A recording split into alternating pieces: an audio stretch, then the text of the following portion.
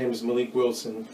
I am a platform artist, color artist, educator, and I'm from Chicago, Illinois. I looked at how could color be made more vibrant. So when you look at certain things, one thing I want to talk about is called gravitational highlights. Gravitational highlights actually take on that word itself. It actually works how gravity works. So if we look at this here, we'll see that if you take a highlight and you direct it backwards like that, then of course the hair is going to go backwards. That's how gravity goes. But if you take the highlight and you direct it forward, then you're going to get that forward movement right there.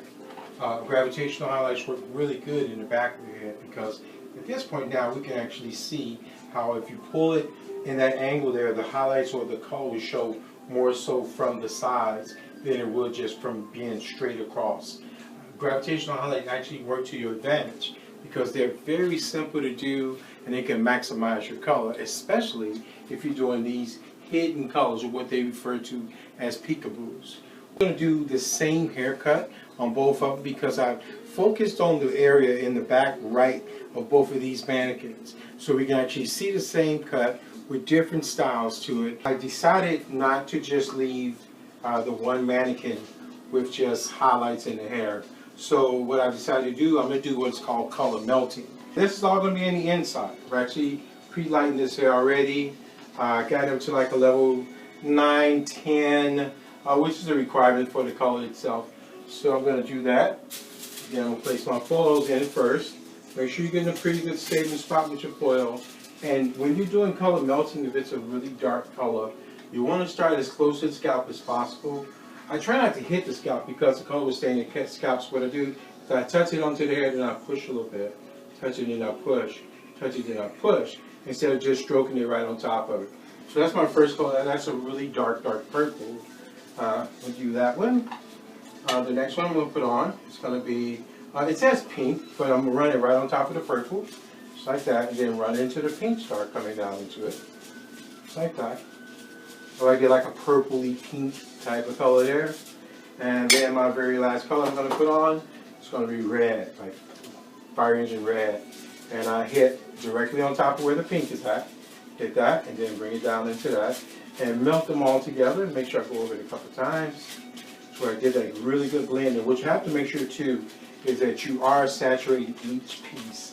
When I get done with the red, because red has such a heavy dye molecule, I'm actually going to stop right there and I'm going to come back with the pink again and just kind of lay it on top of that and let it fan out into the red like that by itself. And I'll get a really good color on that. And because that's just the one piece that I need, I can cover that with wax paper. Again, wax paper helps you to adhere. Let's stay right there with it. Now remember, I did pre-lighten this hair. I also added highlights. But I thought it would be really cool if before I cut her hair, is that if I can do a couple little cool tricks to her hair. It's going to make it pop even more once I get this really nice haircut on it. So with the finishing styles, we were able to give her a nice little asymmetrical style. Very soft. We flat ironed the front out. Made it really soft around the neck. Just really, really nice. You can see all the hair coloring all through her hair, where it just kind of blends all through. We did again. We did the gravitational highlights on the inside, to where the highlights are actually going to fall more forward. You're going to see them inside the hair itself.